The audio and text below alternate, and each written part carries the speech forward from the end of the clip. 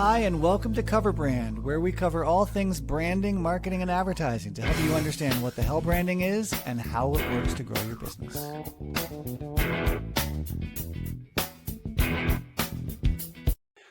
Welcome and welcome back to Cover Brand. I'm your host, Ethan Decker. Today, I have Matteo Schaffner with me. Matteo, how are you? Good. It's great to be here with you, Ethan. It's good to see you again. Last we talked, I think you were here in the Speakeasy. I was. Picks Yeah. and Stems. It's a cool little gig you've got there. If you guys haven't been, you should definitely go check it out. Well, I've heard it's hard to get a table there. It is. And there's some sort of bureaucratic issues with the politics and the government. So, Oh, be well, careful about that. you're not a speakeasy if you don't have a run-in with the law. That's true. You're just a faux speakeasy. You're doing cosplay, speakeasy cosplay.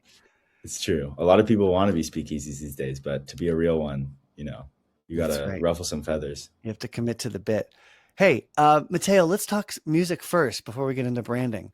You Yeah, brought a cover song with you. What did you bring? I did. I brought a song from the 70s, but actually it was written earlier on I think it might have even been written at the end of the 19th century by Jerome Kern. So the song is called All the Things You Are, and it was recorded by Oscar Peterson in 1971. Oh, that's a beautiful song. Yeah, I really love this song. It's one of the first jazz standards I learned on the guitar, and I think the melody is so beautiful. And what do you love? Because being a jazz standard, it's been covered or performed by dozens of great people. Why do you love that Oscar Peterson recording? Yeah, so it's been covered by a lot of people, and a lot of times it always has a similar feel, like a rhythm feel. And also there's a lot of sort of like harmonic things that are very standard that are like from the original changes. But in this Oscar Peterson version, the melody, it's more like a Latin feel, and it's kind of like groovy in a way, and it feels much more smooth, which I think goes well because it's a very complicated song harmonically. And so it helps smooth it out. And he does all these like super slick substitutions and things. And so it sounds so rich, and the rhythm feels really cool. So, okay. So this also brings up that question of whether a standard can be covered, because my sense of a cover song is that it was best known as a performance by someone, and then even if it was written by someone else, and then it gets performed by someone else. So a great example is Respect by Aretha Franklin, which a lot of people don't realize is a cover song because Otis Redding wrote it and performed it first. Yeah. Whereas a jazz standard, and I think Jerome Kern and Oscar Hammerstein wrote this in like the 30s, like way back. It was first published as sheet music usually. Yeah. Right? Wait, really? Actually? I thought it was Usually. more of like an oral tradition kind of thing. Like a lot of these jazz standards would just be sort of like songs that people played and knew. But I'm not actually sure about that. Yeah, well, there are three. Those are the three eras. Era number one is oral tradition, when it's just Blue Tail Fly or Frankie and Johnny or old blues songs where it was never written down. Right. And then you get an era of published sheet music like Scott Joplin, and Ragtime, and Right. then the early American songbook, as it's called, with Jerome Kern writing all these, My Funny Valentine, Right. or Autumn in New York, where it's almost like it was first released on paper, and then you just had a cavalcade of Ella Fitzgerald and Frank Sinatra and Oscar Peterson performing it. So it's funny. I would say though that you could call this a cover, especially Matteo, given the version you chose changes up the song to make it his own Latin styled version. Yeah. And do you guys listen to the music on the podcast, or do you just link it to people? We link it. We actually have the Cover Brand cover song playlist on Spotify. So you can find that on Oh, Applied awesome. Brand Science, or you can just look for Cover Brand cover songs on Spotify. So we have, I think now 45 or 50 songs on it, because every time someone mentions one, we put it on there. We don't tend to play it on the show. Copyright something, something, copyright something, something. Yeah. But we always tell people go cue it up after the show and go listen. So in this case, it's Oscar Peterson's 1970 version of All the Things You Are, which was on which album was that? I think it was on Another Day. Another Day. Okay. But So he's got more than one whether from whether a jazz standards a cover, I think that also to me brings up the idea of like whether samples are covers in like more modern oh music. The whole yeah. concept of covering music, it's weird. It's also kind of getting to the concept of ownership. Like, what do we own? Yeah. We own art. I think that's really Right. a strange concept now with AI and everything too. But Yeah. I don't know. I guess then there would be, we could at least think of four phases, right? So phase one where it's oral tradition, phase two where it's a written piece that then gets performed by all kinds of people, Judy Garland, Yeah. um, you know, and then phase three where it's performed first and known as a performance first, and then phase four, like you're saying, where it's broken up into chunks or sampled slash covered, like the Rihanna version. What is it? SOS, where she kind of covers Tainted Love, but Oh, makes it her I don't own. actually know that one. But All another one right. I'm thinking of is like that Bad Bad Not Good, Time Moves Slow. I think that was Uh-huh. like sampled by some other people.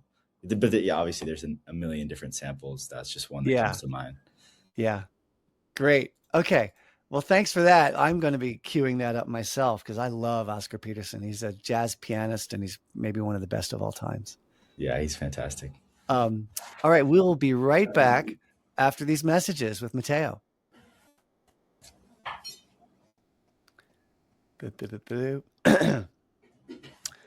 Today's episode of Cover Brand is sponsored by the Positioning Chair, the only chair guaranteed to help you own your space. It's also the only chair we have here at Applied Brand Science. We love how it shapes our cheeks and gets us in alignment. It also has this incredible mesh that breathes like Egyptian cotton. Sit differently, sit memorably. The Positioning Chair, because if you don't define your seat, someone else will. Welcome back. Now let's cover some brand stuff. Matteo, Okay. I know you are working on a company that is trying to create a consumer brand of freeze-dried fruit from Latin America. Yes, that's Um, exactly the tell plan. us more.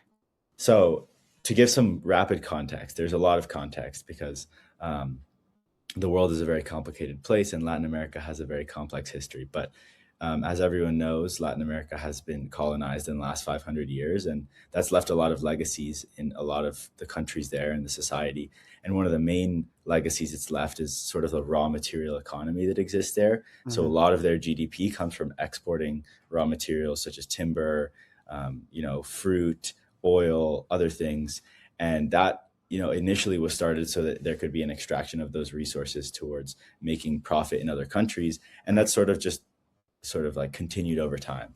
And I think that in order to preserve ecosystems and cultures and communities in both Latin America, but also in Africa and Southeast Asia, like in these tropical areas where they've experienced a lot of this resource extraction, there needs to be a way to add value to those resources so that people Right. can sort of bring back some of the economic supply chain and the profits back to their home area and be more autonomous.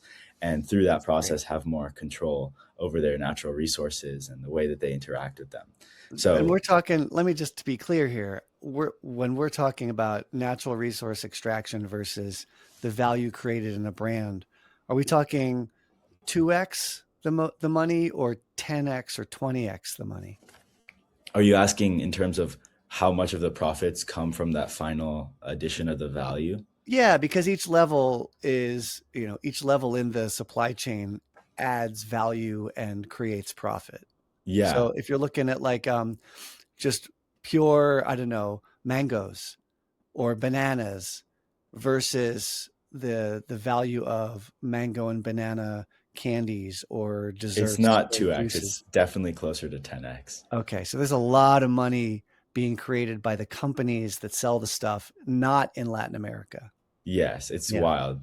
You go to a local like market in Ecuador where I live, and you can find a mango for in the cents amount, which Right. would not be the case here. So Well, right. And that's just a raw mango, yeah, right? So 50 exactly. cents there, whereas here it's going to be 3.99. Something like that. Yeah. And there's some other types of products and produce that are even way more cheap. So like mandarins and oranges, citrus fruits are really common in the coast where I live in Right. Ecuador.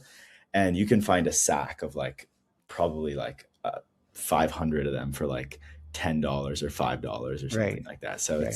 it's wild. Okay. So you want to help create actual branded companies down there that allow those communities to get the value out of it and then to sell those, let's say, and you're focusing on freeze dried Yeah. because So I I'm going know. to start with freeze dried. I think Okay. if this were to work out, I could expand into other areas. We work with regenerative cacao farmers, and Hmm. chocolate's a huge area, and maybe confectionery products, mixing Okay. maybe like peanut butter and freeze dried Wow. fruit or something. I don't know. What's your That's first fruit that you think you're going to freeze dry? banana and mango. Okay, so freeze dried mango. Now I've seen a lot of, in fact, I have a lot of dried mango, but not freeze dried mango. Yeah, it's a little bit different. So we can do like maybe a 20-second science lesson on the difference. So dehydrated fruit, basically the way it works is you take the raw fruit and Hmm. you put it out usually in the sun or in like a room that's hot or in like a chamber, and it slowly like increases the heat, and then that causes the evaporation rate to increase and all the water comes out of it. Okay, and it's Now still chewy. it's still chewy, and so that also like changes the sugars a little bit, Okay, and it also like breaks down some of the like proteins and vitamins a little bit. right. Now on the other hand, freeze drying, the way it works is you freeze the fruit, so you take it Mhm. down to a really low temperature like -40, and then Okay. you remove all of the pressure from the chamber in which it's held. So basically what happens is, as because it's at -40 degrees, and then you start lowering the pressure. I'm not sure if you've ever seen like a sublimation graph, but basically in chemistry, there's this thing that happens where if you have something at a low enough temperature and a low enough pressure, certain types of molecules can Hmm. go directly from being a solid to being a gas. And Right. They so skip the liquid phase. no liquid. So the water just magically turns from ice right into water vapor. It And so evaporates from ice. Okay. yes, exactly. So Cool. that's what freeze Cool. drying is. Basically, All right. it removes all the water instantly. Instantly. And then you get like crunchy, crispier, almost like what do they call it? Astronaut food, right? Yes, exactly. Because Yeah, it's yeah. very lightweight. Okay, but it's also very valuable because you can charge $7 to $10 for a 3 ounce bag of freeze dried mango. Exactly. That's really the big market opportunity. And the Yeah. market's growing quite quickly as well. All right. So I know you've probably got 100 things on your plate. You're starting a whole company here.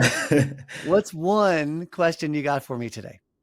Yeah, so there are a lot of things to be done, but one of the main ones that I feel like is really a precursor to getting a lot of things going is the branding materials. So the logo, the name, the fonts, the colors, all of that, trying to create an ethos around what the brand is and how does it align with who the target market, who the target consumer is. And this is, something I've been racking my brain on a little bit, and I'd love to hear your perspective on how do I go about that. Okay. Well, first of all, it's a great question. Of course, it's such a big, huge, common question is what's the logo? What's the colors? What's the website? What's the packaging? The way I talk about branding is I say that there's a spectrum from big B brand, which is your whole company, your reputation, your board of directors. If you're Tesla, Elon Musk is a huge part of the big B brand, right?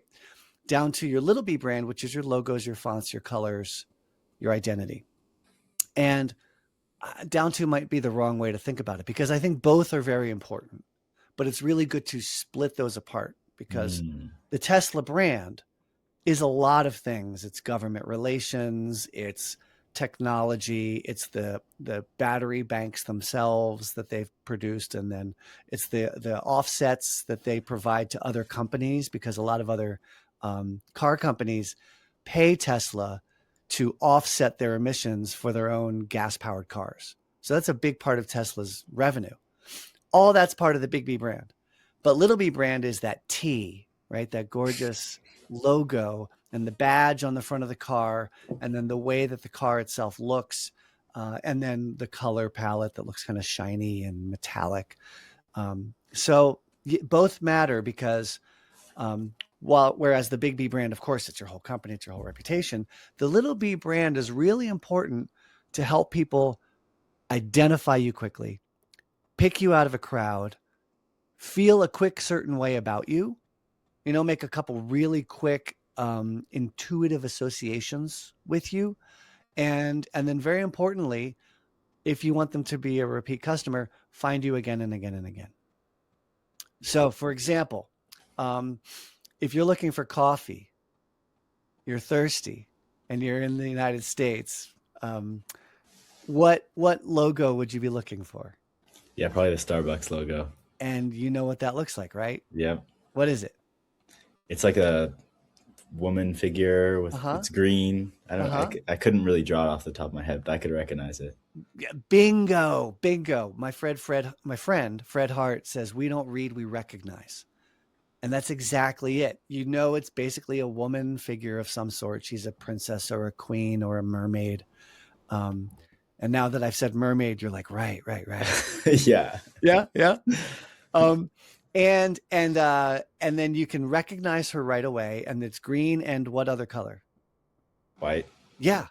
And white is a color because you've got a donut brand in America, which is famously pink Krispy and, Kreme. well, Krispy Or Kreme, which is red don't. and white, and then Dunkin', which is pink and orange. Yeah.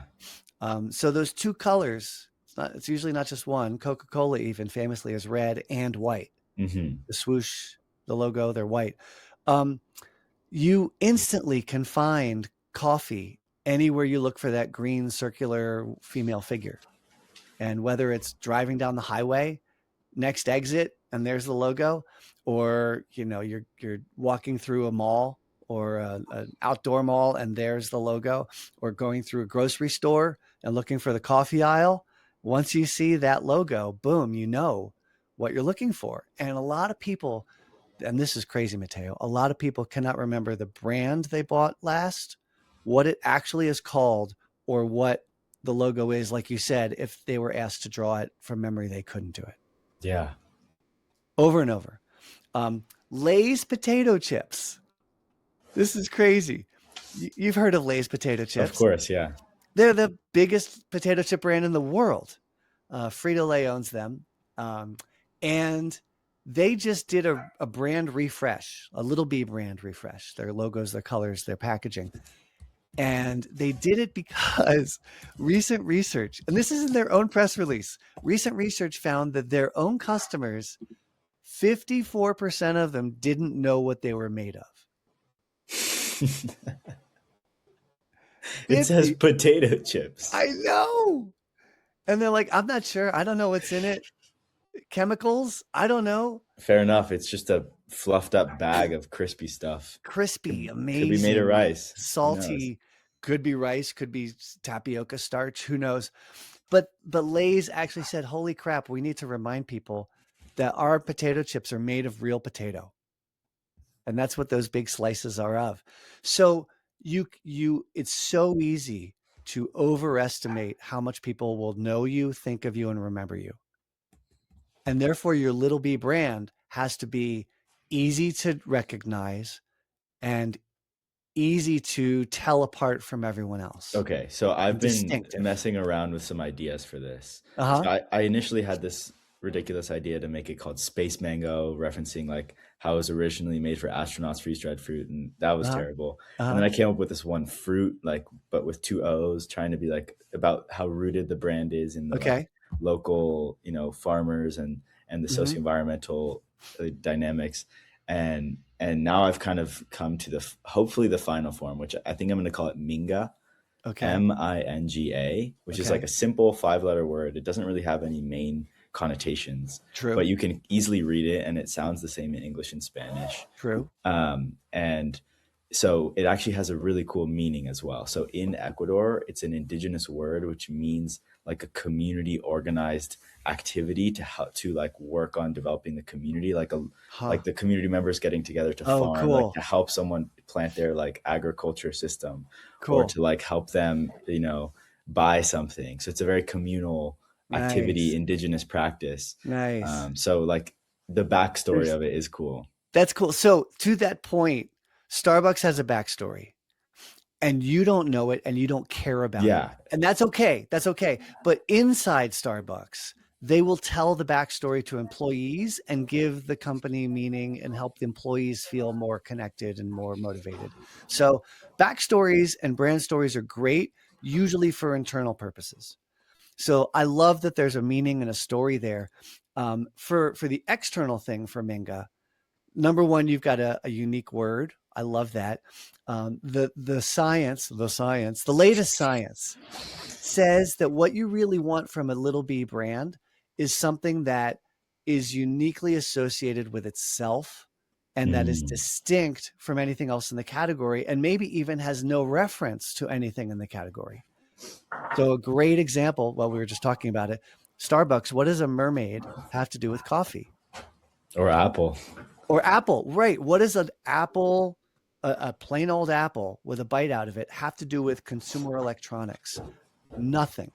You'd think it would be like circuit boards or photons or, I don't even know what, electronic symbols of Yeah, some sort. something complicated and hard to remember. Right. When it comes to your mascot or character or icon or logo, you also want to pick something that's just really distinct and really simple and ideally has nothing to do with the category. So I understand why you started with fruit, Yeah. FROOT, because you're like, oh, it's got to be related to the category. McDonald's, the word, has nothing to do with burgers, really. Starbucks, the mermaid, has nothing to do with coffee, really. The Geico gecko, Yeah, that's that, one I always think about. that little gecko has nothing to do with insurance and protection and risk and flood and fire and hail damage, but it connects to the brand like nothing else because It's it's true. literally one letter away, right? Geico, Yeah. gecko, Geico, gecko. Genius. So it breaks all of the beliefs a lot of people have that your logo or your name have to be relevant to the category. In fact, the best money, the real research says be irrelevant to the category. So rocket ships might actually be an interesting idea for freeze dried The fruit freeze dried fruit, yeah. Or or astronauts or something that something. has nothing to do with fruit, right? Yeah, and then how much does the name of the company have to align with the symbol of the logo? Does that matter?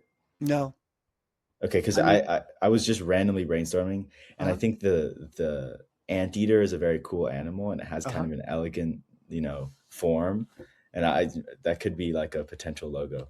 That'd be great. There's a brand from Turkey, Panda Cheese, or the Hmm. Middle East, and they do a series of TV spots, which are still some of my favorite TV spots of all time.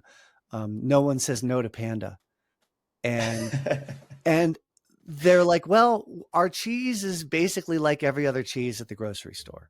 We can't really see our cheese as made with unique ingredients or made in a unique way or has a special flavor or is, certain packaging. The only thing that really differentiates us is the panda in our name, Panda Cheese. So we're just going to double down on that and do ads with a spooky, creepy panda that ruins parties when people say no to Panda Cheese. And it's brilliant. And what does panda have to do with cheese? Nothing. Most cheese brands are all about cows, right? Yeah. So yes, do something distinctive and different.